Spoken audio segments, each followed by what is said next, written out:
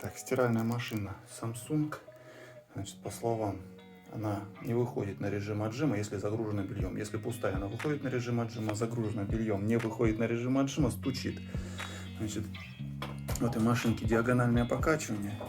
Сейчас амортизаторы в нормальном состоянии. Обычно это при амортизаторах, ну, если правильная установка. Сейчас мы ее ножки подкрутим, установим, и должна нормально выходить на режим отжима. Да, еще забыл сказать, здесь машинка выдавала ошибку УЕ. На LG, на Samsung эта ошибка связана с балансировкой белья. В случае, если не может хорошо отбалансировать.